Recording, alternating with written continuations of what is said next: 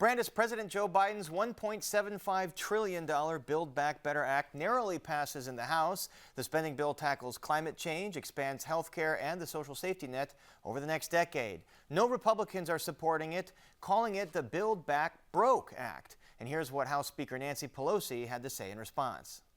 It reduces the deficit and grows the economy. Unlike, and perhaps I need to remind you, unlike the Republican tax scam, which was passed in the dark of night with the speed of light, with no hearings whatsoever, and it increased the deficit by more than $2 trillion. And here to talk about that and much more are Congresswoman Robin Kelly, a Democrat from Matteson, Congressman Mike Quigley, a Democrat from Chicago's North Side, and Congressman Sean Casten, a Democrat from Downers Grove. We did invite all the Republicans in Illinois' congressional delegation. None accepted our invitation tonight, but we do thank you all for joining us as always. Congressman Quigley, I want to start with the news of the day. President Biden announces the release of 50 million barrels of oil from the Strategic National Oil Reserve.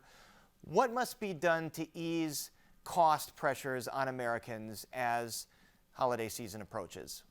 You know, I think part of the good news that the administration worked on there was getting China, India, and some of the other big economic powers to join in, tapping into the reserves, easing some of the economic pressure due to the energy costs there. Look, I think it makes a big difference that they're working on the ports, working on some of the labor pressure issues. Post-COVID economic growth is extraordinary, and it's going to make this all so much more difficult. But I think these are good initial moves by the president. And amid that, Congressman Casten, President Biden is renominating Fed Chairman Jerome Powell to his position, again, amid some of these inflationary pressures. Your reaction to that?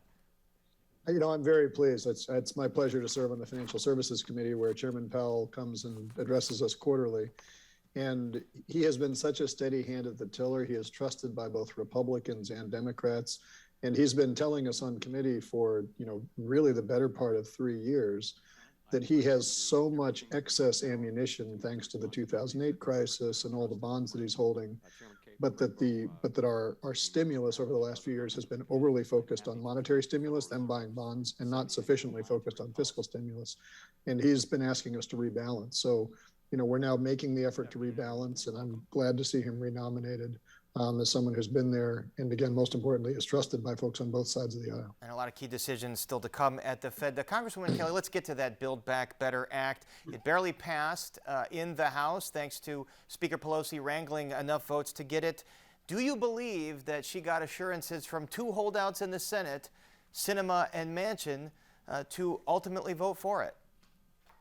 I do believe that there's been discussion. I'm not sure if she received assurances. I'm sure Chuck Schumer and others are working with Sinema and Manchin to talk to them or try to get them to support the bill. And hopefully they will. I don't think they want to go down as being the two people that stopped such a historic bill, a bill that has something in it for everyone.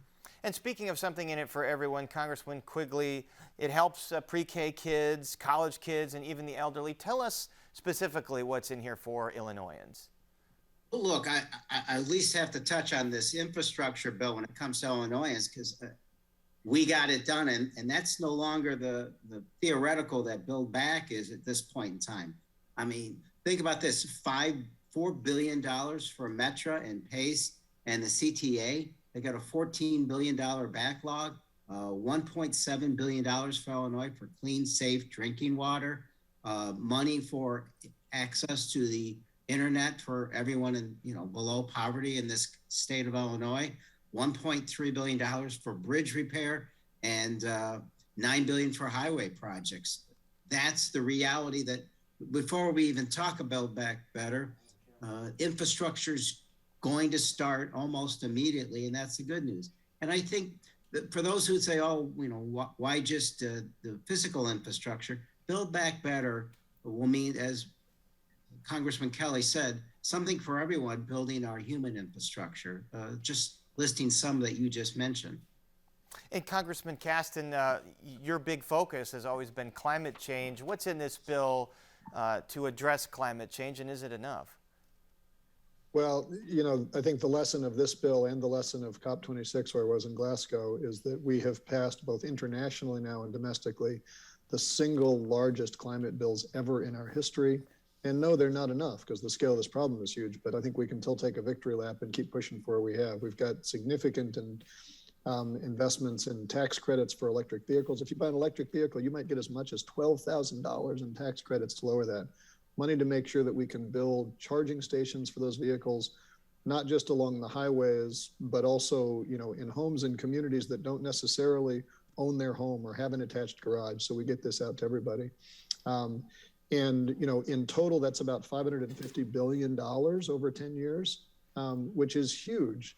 It's not nearly as big as the amount we continue to subsidize the fossil fuel industry. So we've still got some inefficiencies, but it's a really important down payment. And I think is forecast to reduce CO2 emissions by 30 to 40% by mid-century, which is enormous. So a down payment, but still a long ways to go. Congresswoman Kelly, there have been legislative accomplishments here. We mentioned infrastructure, Build Back Better passes the House, and yet President Biden's approval rating is relatively low, and House Republicans, or Republicans in general, are widely favored to win back the House in 2022. Why do you think that is?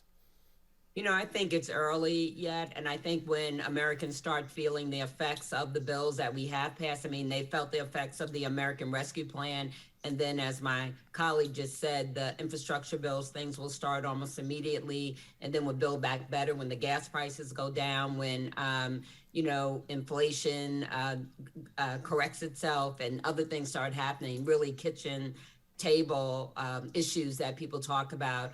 I do think things will improve. People are still suffering some, food is still high, but I think as we move along and as the supply chain, we get that straight and things are delivered, I think that things will change. I'm still an optimist when it comes to 2022 because frankly, Democrats have been delivering.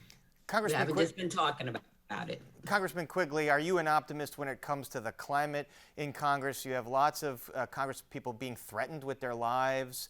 You have several deciding they're not going to run again because they just feel it's unsafe and the tenor is so toxic. How bad is it? I think the shortest way to say it is that we have metal detectors as you enter the House for the first time in history. I think that says a lot. And as one of those who was in the chambers on January 6th, when there was the assault on our democracy, to have some of my colleagues suggest that it never happened just weeks after it took place. And obviously, you know, the things we saw from Representative Gosar are just so reprehensible.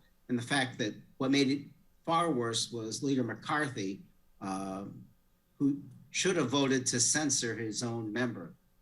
In any other workplace, had you posted a meme like this where you were actually killing a colleague, no one would have tolerated that. You would have been fired immediately. So I think that's just a flavor of how much more difficult it is to act appropriately in this body. Certainly a lot of concerns of things like that leading to actual violence. Congressman CASTEN, speaking of elections, you're going to be challenged at a primary by current Congresswoman Marie Newman, who's going to run in the new district that's been drawn, your new district. Are you disappointed that she's going to challenge you? Look, obviously, you never want to run against a friend. But everybody's entitled to run for Congress. You know, there's nothing wrong with that. You know, what I'm looking forward to in the redistricting process is you run for Congress because you care about big, important things that matter nationally, and you represent a certain finite community. And it's kind of fun, frankly, to expand the community out, to meet new people, and, you know, to consistently be reminded that what matters in this moment, and it's what Mike was just saying, we are good when we work together, when we focus on those things that unite us. It's the proudest moments in our history. We are at a moment in our history right now when an awful lot of people are looking to divide us.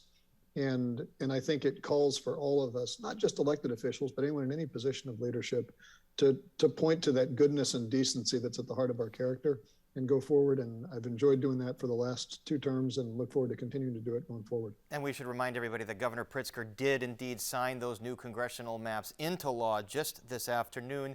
Congresswoman Kelly, voting rights has long been a big concern among Democrats and among their voting base. You have a handful of states here proposing or passing laws that would give legislators, partisan legislators, or other partisans the power over elections. What can be done at the congressional level to counter some of that?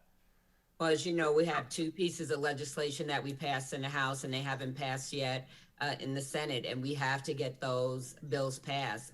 Again, we don't want our democracy taken away. We don't want the big lie to be extended or perpetuated over and over when we know that our elections are safe. And we see what's happening in some of the states like Texas and Georgia and places like that, and what they're doing with the laws, what they're doing with the redistricting. Other colleagues will be running against each other because they're taking away districts. So we have to keep fighting for those voting rights laws. We cannot give up. And again, we passed them in the House, but it's just we have to get them passed in the Senate. All right, we'll have to leave it there. And our thanks to Robin Kelly, Mike Quigley, and Sean CASTEN. Thank you so much. Thank you. Thank you. Thank you.